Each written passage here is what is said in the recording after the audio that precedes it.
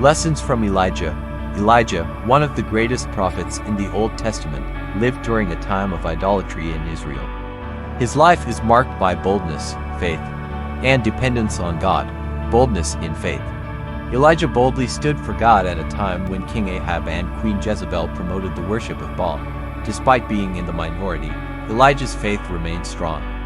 His challenge to the prophets of Baal on Mount Carmel demonstrates his courage and absolute trust in God.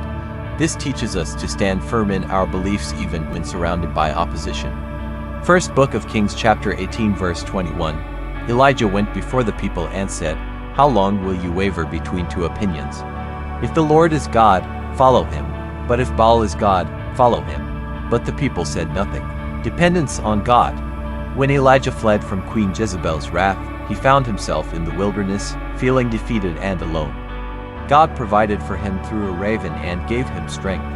This reminds us that even in our weakest moments, God is our provider, sustainer, and refuge.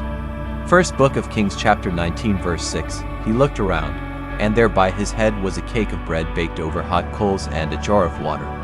He ate and drank and then lay down again. Persistence in prayer. Elijah's prayer life was marked by persistence. When he prayed for rain after a long drought, he prayed 7 times before the rain came. This teaches the importance of not giving up in prayer, even when the answer is delayed. James chapter 5 verse 17 and 18. Elijah was a human being, even as we are. He prayed earnestly that it would not rain, and it did not rain on the land for 3.5 years.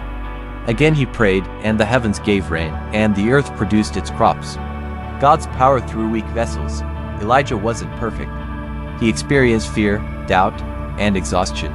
Yet, God used him mightily. His story encourages us that God can work through our weaknesses and vulnerabilities. First Book of Kings chapter 19 verse 4. He came to a broom bush, sat down under it, and prayed that he might die. "I have had enough, Lord," he said. "Take my life. I am no better than my ancestors." Passing the cloak. Elijah's final act was passing his cloak to Elisha, his successor. This symbolizes the importance of mentorship and passing on faith and wisdom to the next generation. Second Book of Kings chapter 2 verse 9. When they had crossed, Elijah said to Elisha, "Tell me, what can I do for you before I am taken from you?"